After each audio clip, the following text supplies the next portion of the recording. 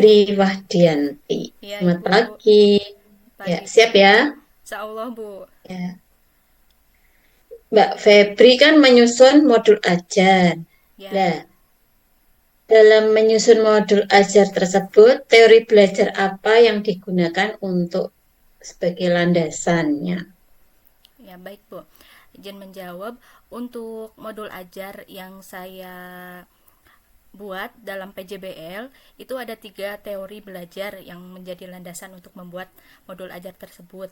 Yang pertama yaitu teori konstruktivisme. Dalam teori konstruktivisme ini pembelajaran ini dapat terjadi saat peserta didik itu bisa mengkonstruksikan pengetahuan dalam melalui pengalaman belajar yang dimilikinya. Nah, dalam PJBL ini peserta didik itu berinteraksi langsung dengan lingkungan nyatanya pada saat ini terjadi tuh pada saat pembuatan proyek. Kemudian teori yang kedua yang saya pakai yaitu teori belajar sosial.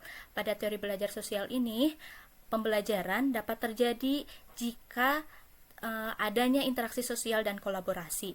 Nah, pada PJBL ini peserta didik didorong untuk berinteraksi dengan teman sebayanya sehingga memungkinkan peserta didik untuk belajar dengan teman sebaya maupun dengan gurunya. Kemudian yang ketiga, teori yang saya pakai itu teori Bloom, taksonomi Bloom, di mana dalam taksonomi Bloom ini terdapat level pembelajaran dari level mengingat, kemudian memahami, menerapkan, menganalisis, mengevaluasi, dan mencipta. Nah, untuk PJBL ini peserta didik itu didorong untuk menciptakan suatu karya sehingga mendorong peserta didik untuk mencapai level tertinggi dalam taksonomi Bloom yaitu mencipta. Seperti itu, Bu. Baik, kemudian tujuan tujuan pembelajaran yang dibuat pada modul PJBL ini. Ya, Bu. Dalam tujuan tujuan pembelajaran dalam modul PJBL yang saya buat itu ada 3. Yang pertama, setelah siswa menyimak video pembelajaran, siswa dapat menganalisis makna Asmaul Husna, Al-Qawiyu, Al-Qayyum, Al-Mumit, Al-Muhyi, dan Al-Ba'ith dengan tepat. Kemudian tujuan pembelajaran yang kedua, setelah menyimak video pembelajaran, siswa dapat menganalisis nilai-nilai perilaku akhlak terpuji yang sesuai dengan kelima Asmaul Husna tersebut.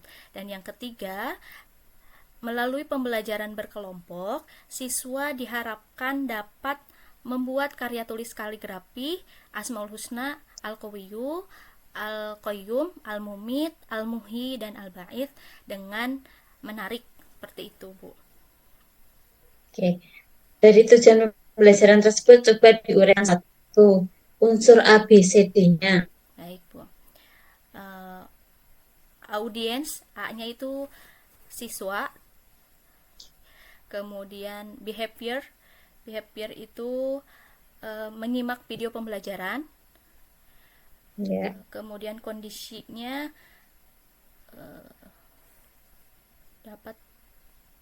dapat menganalisis, degree-nya dengan tepat.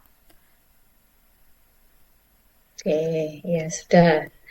Kemudian dalam pembelajaran ini Bu Febri menggunakan media apa? Media video pembelajaran dan PowerPoint, Bu. Oh ya, itu termasuk pendekatan apa yang digunakan? TPACK, Bu. Ya. Dan asesmen asesmen yang Mbak Febri buat di modul ini apa saja? Ada 3, Bu, asesmennya. Yang pertama asesmen diagnostik, formatif, dan sumatif. Iya. Ya, Terus materinya apa yang di modul ini? judul materinya itu lebih dekat dengan nama-nama Allah. Dalam materi ini membahas tentang Asmaul Husna, kelima Asmaul Husna yaitu Al-Qawiyu, Al-Qayyum, kemudian Al-Muhyi, Al-Mumit, dan Al-Ba'ith beserta perilaku-perilaku yang bisa diterapkan di dalam kehidupan sehari-hari. Seperti itu, Bu. Berarti itu termasuk dimensi pengetahuan apa? Dimensi pengetahuan metakognitif ya Bu ya, karena itu kan apa namanya, eh, tentang kepercayaan kemudian menerapkan juga dalam kehidupan sehari-hari seperti itu Bu. Oke. Ada yang tiga lagi apa saja dimensi Ada pengetahuan? dimensi yang pertama itu faktual, kemudian dimensi yang kedua itu konseptual, dimensi yang ketiga prosedural, keempat metakognitif. Oke. Oke. Selanjutnya eh, di modul itu kan ada P5 PPRA. Apa Iya Bu, saja untuk P5 PPRA yang digunakan? ya P5-nya yaitu yang pertama beriman dan bertakwa serta berakhlak mulia. Ini dicerminkan pada saat peserta didik membaca doa di awal dan di akhir pembelajaran.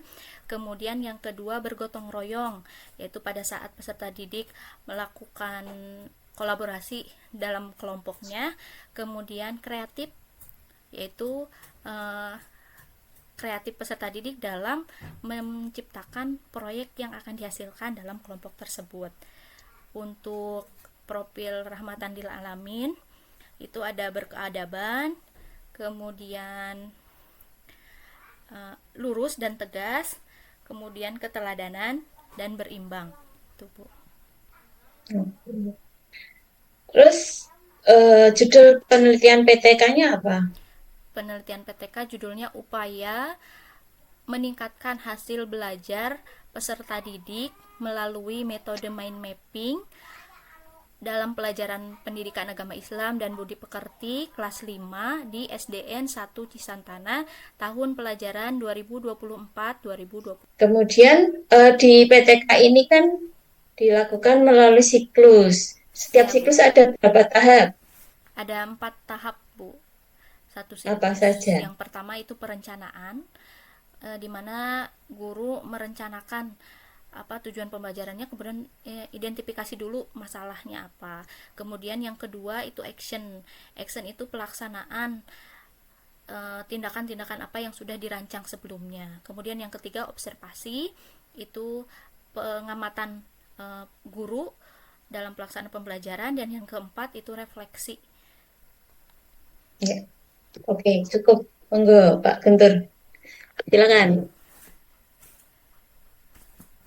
Oke, terima kasih Mbak Febri. Namanya keren. Kita ngaji ya Mbak? Baik Pak. Oke, dibuka surah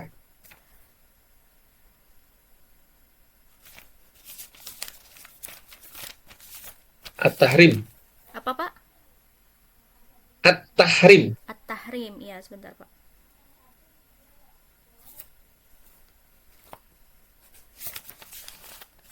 Ya, sudah Pak. Oke, ayat 6. Ayat Baca. ayat 6 baik. A'udzu billahi minasyaitonir rajim. Bismillahirrahmanirrahim. Ya ayyuhalladzina amanu qu anfusakum wa ahlikum naro waquduhan nasu wal hijaratu 'alaiha malaikatun giladun syidad